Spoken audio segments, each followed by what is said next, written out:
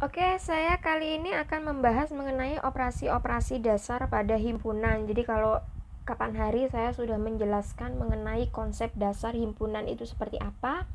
Kali ini saya akan membahas mengenai operasi-operasi yang terkait dalam sebuah himpunan, yang terkait di himpunan. Kalau misalnya kalian lupa tentang konsep himpunan itu seperti apa, silakan dibuka videonya terlebih dahulu. Saya akan sertakan linknya di bawah. Oke. Selanjutnya, operasi apa saja sih yang akan saya bahas kali ini? Jadi yang pertama saya akan membahas mengenai gabungan.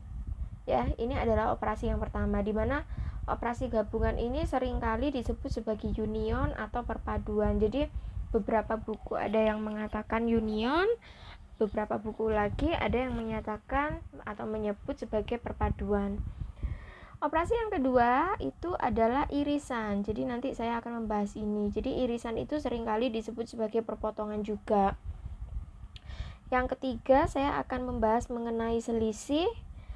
Jadi selisih antara dua himpunan. Kemudian komplement. Saya akan bahas perkalian juga ya. Nah, kalau kita ngomongkan operasi berarti ini tidak terlepas dari satu himpunan ya, lebih dari satu himpunan. Jadi tidak berbicara tentang satu himpunan saja. Berarti kalau kita ngomongkan operasi berarti paling tidak ada dua himpunan, minimal dua himpunan yang kita operasikan. Oke.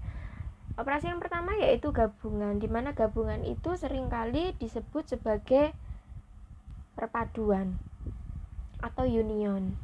Jadi perpaduan itu maksudnya apa sih? Gabungan antara dua himpunan. Dua himpunan itu siapa? Himpunan A dan himpunan B.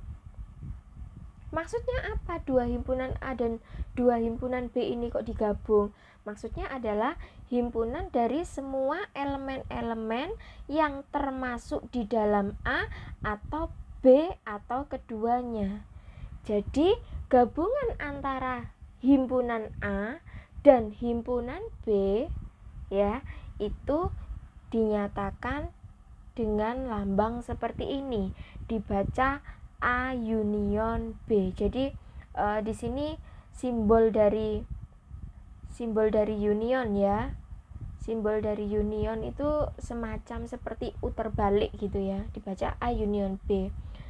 Di mana A union B ini kalau digambarkan melalui diagram Venn itu bentuknya seperti ini.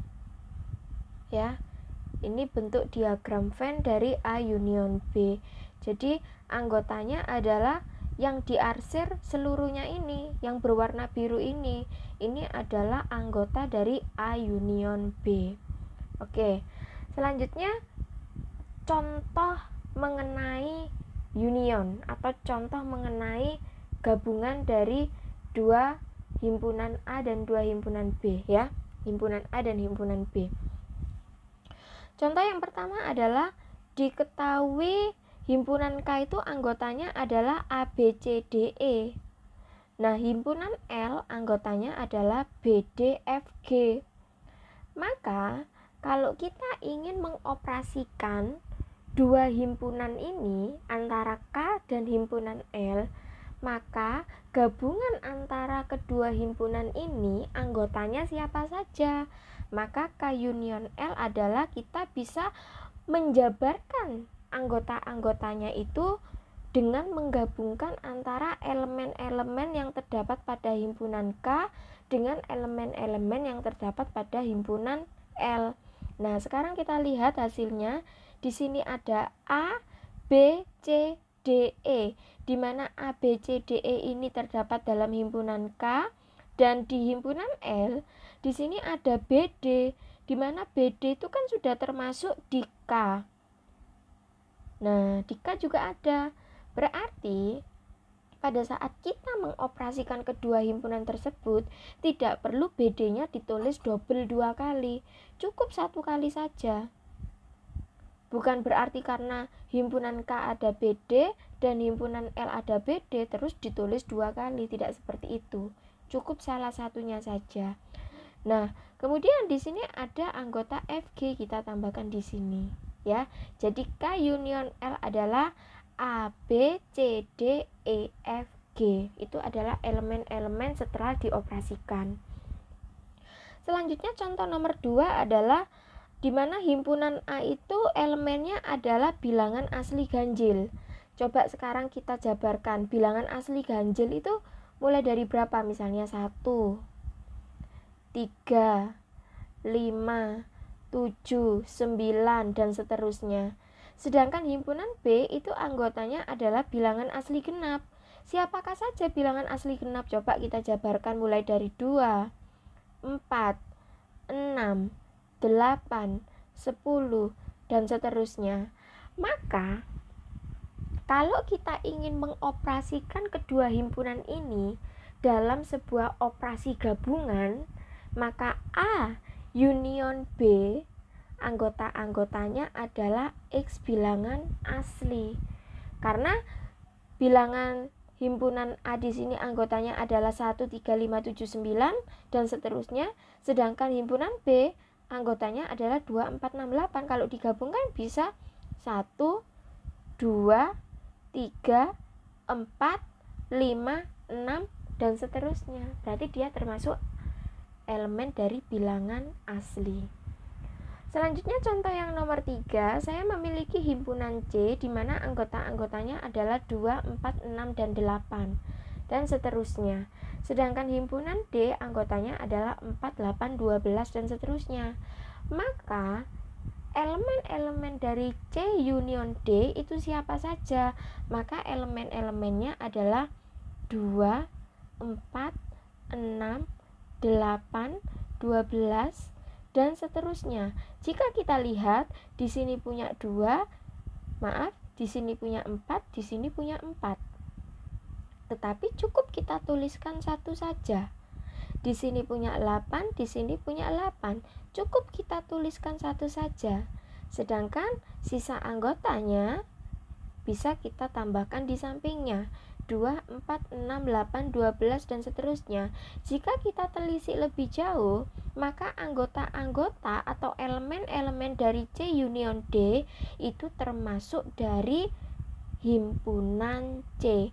Kok bisa? Karena himpunan C jika kita teruskan, kita perpanjang, maka anggota-anggotanya adalah 2, 4, 6, 8, 10, 12, 8, 14, 16, 18, dan seterusnya. Berarti termasuk dalam elemen-elemen bilangan genap. Seperti itu ya, mudah-mudahan bisa dipahami tentang union. Selanjutnya kita akan berbicara tentang irisan. Jadi irisan seringkali disebut sebagai perpotongan. Tentunya perpotongan siapa? Tentunya perpotongan antara dua himpunan, yaitu himpunan A dan himpunan B.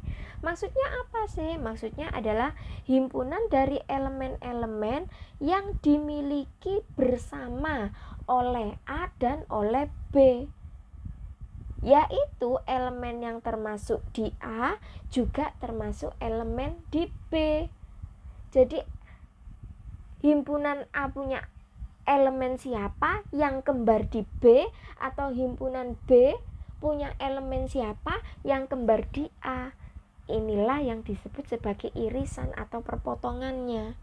Nah, simbol irisan dinyatakan dengan bentuk seperti ini. Ini dibaca A irisan B, ya, dimana simbolnya ini seperti huruf N, ya. Nah, A irisan B ini kalau digambarkan pada diagram Venn bentuknya seperti ini. Nah, ini bentuk dari A irisan B. Jadi elemen-elemen di himpunan A itu yang kembar itu siapa? Elemen-elemen di B itu yang kembar dengan himpunan A itu siapa? Maka jika kita lihat ada perpotongan yang berwarna biru di sini. Nah, yang berwarna biru di sini ini adalah elemen-elemen yang kembar yang dimiliki antara A dan B. Sekarang coba kita amati contoh soal berikut. Jadi di sini saya punya himpunan K yang anggota-anggotanya adalah A, B, C, D, dan E. Sedangkan himpunan L itu anggota-anggotanya adalah B, D, F, G. Maka K irisan L itu anggota-anggotanya siapa? Sekarang coba kita lihat. Di himpunan K kan anggotanya seperti ini. Ada nggak yang kembar di L? Atau himpunan yang ada di L ada nggak yang kembar di K? Coba. Nah, kan kita lihat di sini BD, di sini juga punya BD. Berarti kan ini yang kembar, maka irisannya bisa kita sebutkan di sini adalah BD. Kalau ditanya N, K, irisan L, jadi N itu adalah banyaknya. Berapakah banyaknya elemen dari K irisan L? Banyaknya anggotanya adalah 2. Seperti itu ya. Contoh lagi nomor 2. Jadi di sini ada himpunan A yang anggotanya itu adalah bilangan asli ganjil. Coba kita jabarkan bilangan asli ganjil itu siapa saja? 1, 3, 5, 7, 9, dan seterusnya. Sedangkan himpunan B itu adalah bilangan asli genap. Siapakah elemen dari bilangan asli genap? Coba kita jabarkan di sini 2, 4, 6, 8, dan seterusnya. Maka kalau ditanya A irisan B, ada nggak elemen-elemen yang kembar yang dimiliki oleh himpunan A sekaligus dimiliki oleh himpunan B? Jika kita lihat di sini 1, 3, 5, 7, 9 dan di sini 2, 4, 6, 8, bisa kita lihat dengan seksama bahwa tidak ada sama sekali elemen yang kembar yang dimiliki oleh kedua himpunan, sehingga anggotanya adalah himpunan kosong ya. Selanjutnya nomor 3, diketahui himpunan C itu anggotanya adalah 2, 4, 6, 8 dan seterusnya. Sedangkan himpunan D itu anggotanya adalah 4, 8, 12 dan seterusnya. Maka siapakah elemen-elemen dari C irisan D? Jadi kita cari elemen-elemen yang kembar antara C dan D. Kira-kira siapa? Oh, ini 4. Di sini juga punya 4. Oh, di sini 8. Di sini juga punya 8. Tentunya di sini 12 kalau kita lanjutkan di sini karena di sini loncat 2 ya. Berarti 8 loncat 2 ada 10. Ya, 10 loncat 2 ada 12. Oh, ternyata 12 juga dimiliki kembar. Nah, sehingga C irisan D bisa kita tuliskan 4, 8, 12 dan seterusnya. Kalau kita lihat di sini ini loncat 4. Di sini loncat 4. Berarti kalau kita lanjutkan di sini seterusnya juga pasti loncat 4. Nah, kalau 4, 8, 12 dan seterusnya loncat 4 terus, berarti irisan dari kedua belah himpunan C dan D itu sama artinya elemennya adalah himpunan D sendiri. Seperti itu. Mudah-mudahan dipahami ya, karena himpunan D juga kalau kita lihat anggotanya adalah 4, 8, 12 dan seterusnya. Di sini juga loncat 4. Oke. Selanjutnya kita akan membahas mengenai selisih dua buah himpunan. Jadi selisih himpunan-himpunan A dan B itu maksudnya adalah himpunan dari elemen-elemen yang termasuk di A ya. Jadi A dikurangi B, selisih A dan B atau A dikurangi B itu maksudnya adalah himpunan dari elemen-elemen yang termasuk di A, elemen-elemen yang termasuk di A tetapi dia tidak termasuk di dalam himpunan B. Ya, di mana selisih antara kedua buah himpunan ini dinyatakan dalam bentuk A dikurangi B, yang mana bisa kita gambarkan dalam diagram Venn bentuknya seperti ini.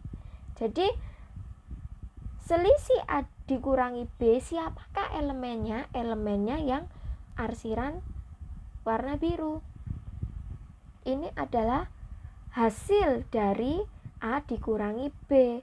Elemen-elemennya yang berwarna biru, yaitu anggota-anggota yang termasuk di A tetapi dia tidak termasuk di B. Oke, contoh lebih konkretnya silakan kita pahami maksud soal berikut. Jadi ada soal himpunan A. di mana himpunan A itu anggotanya adalah 1, 2, 3, 4, dan 5. Himpunan B anggotanya adalah 4, 5, 6, 7, 8, 9. Maka kalau kita ingin mencari selisih antara A dan B, anggotanya siapa? Kita kembali kepada definisi, yaitu elemen yang termasuk di A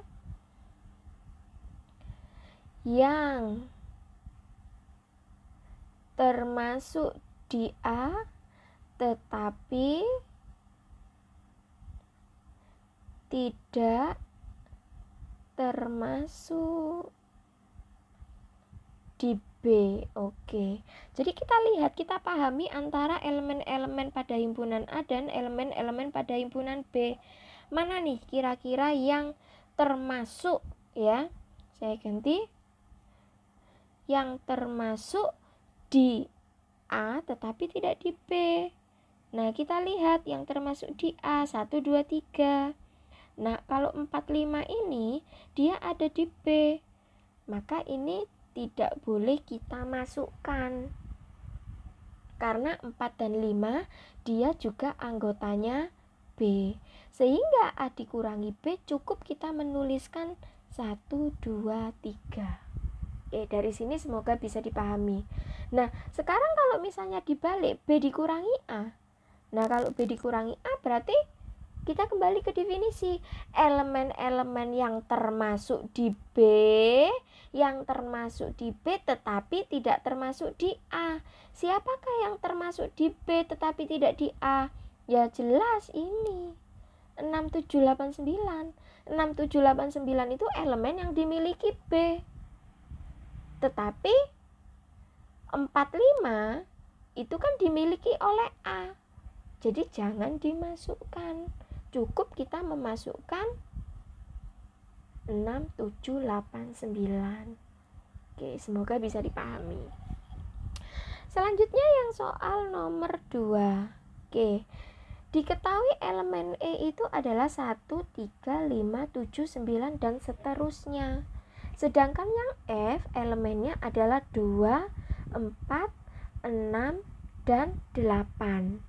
Oke, selanjutnya kalau ditanyakan berapakah selisih himpunan E dan F, atau bisa dituliskan E dikurangi F, yaitu anggota-anggota yang elemennya ada di E tetapi tidak di F.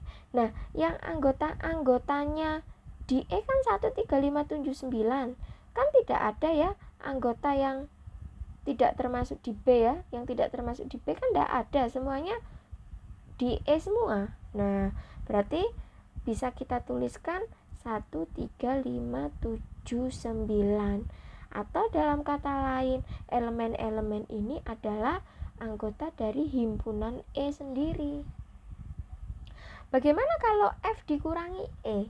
Selisih antara dua himpunan F dan E.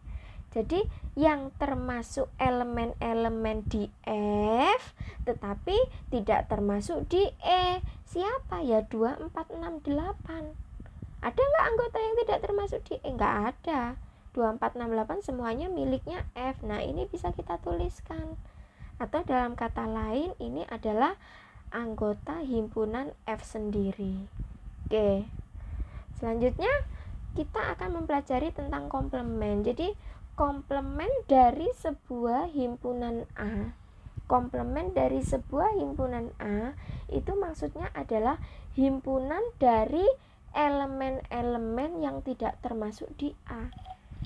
Jadi komplement itu dalam kata kasar itu seperti kayak kebalikan gitu ya. Jadi cara lebih mudah untuk menghafalkan itu lebih enak pakai kata kebalikan. Jadi kalau ada kata A komplement berarti cari anggota-anggota yang bukan anggotanya A ya.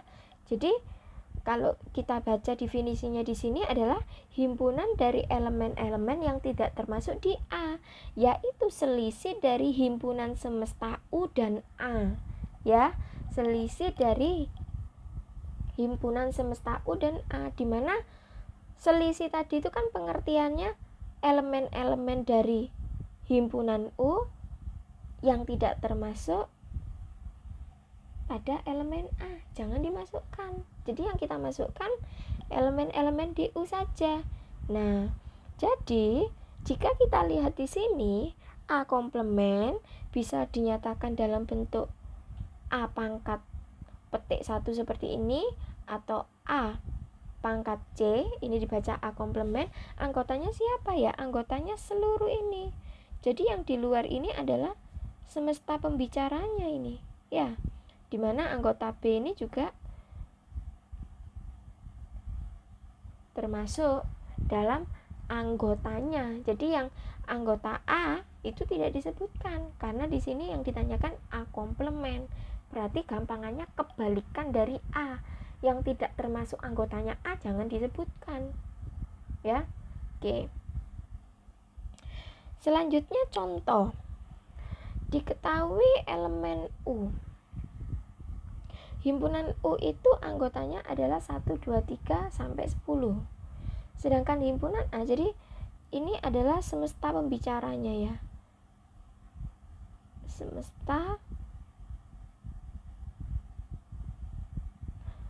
Semesta pembicaranya 1 sampai 10. Dipecah lagi, himpunan A yang dibicarakan itu adalah 2, 3, 4, 5. Himpunan B yang dibicarakan 4, 5, 6, 7. Dimana setiap anggota himpunan A ini, kalau kita lihat dia termasuk dalam semesta pembicara. B 4, 5, 6, 7. Anggota B elemennya juga termasuk dalam semesta pembicaranya, termasuk dalam U juga. Maka kalau ditanyakan siapakah A komplement? A komplement ya berarti kita menyebutkan semua anggota-anggota yang tidak termasuk anggotanya A. Jadi kalau A-nya 2, 3, 4, 5, berarti A komplementnya jangan disebutkan 2, 3, 4, 5. Ya sebutkan seluruh anggota-anggota di semesta pembicaranya. Siapa saja? 1, 6, 7, 8, 9, 10. Jadi anggota yang di A jangan disebutkan. Itulah yang saya maksud sebagai kebalikan. Jadi A komplement adalah kebalikan, yang bukan anggotanya A itu siapa? Itu yang disebutkan. B komplement berarti cari anggota yang bukan anggotanya B. Dimana anggota B itu kan 4, 5, 6, 7. Berarti B komplement kita cari, kita lihat di semesta pembicara yang tidak ada anggota B, yaitu 1, 2, 3, 8, 9, dan 10. Oke. Selanjutnya nomor 2. Diketahui himpunan U itu adalah 1, 2, 3, sampai 10. Dimana ini semesta pembicaranya. Oke, himpunan C elemennya adalah 3, 4, 5, 6. D 2, 3, 4, 5, 6, 7. Jelas kalau kita lihat di sini 3, 4, 5, 6 elemen yang di sini ternyata ada di sini. Berarti kesimpulannya apa? Kesimpulannya C himpunan bagian dari D atau C sub himpunan D. Oke, kalau lupa tentang sub himpunan lihat video sebelumnya. Oke. Sekarang kalau kita tanya tentang siapakah C komplement, berarti kita harus menyebutkan anggota-anggota di luar elemen C. Dimana elemen C itu kan 3, 4, 5, 6. Kita sebutkan anggota-anggota di semesta pembicara yang tidak termasuk 3, 4, 5, 6. Siapakah? 1, 2, 7, 8, 9, 10. D komplement berarti cari di semesta pembicara yang anggotanya tidak ada di D. Yang di D itu kan bukan tidak ada di D, yang kita menyebutkan anggota-anggota tapi jangan menyebutkan anggota yang termasuk di dalamnya ada elemen D-nya. Dimana elemen D itu ada 2, 3, 4, 5, 6, 7. Berarti D komplement sisanya. Dimana semesta pembicaranya kan 1, 2, 3, 4, 5, 6, 7, 8, 9, 10. Berarti kita ambil sisanya yaitu 1, 8, 9, 10. Oke. Itu tadi ya yang bisa saya berikan untuk materi operasi himpunan. Semoga bisa bermanfaat dan bisa dipahami. Kalau masih ada yang belum mengerti, silahkan tinggalkan pertanyaan di kolom komentar. saya akan bantu jawab sebisa mungkin. Saya akhiri, wassalamualaikum warahmatullahi wabarakatuh.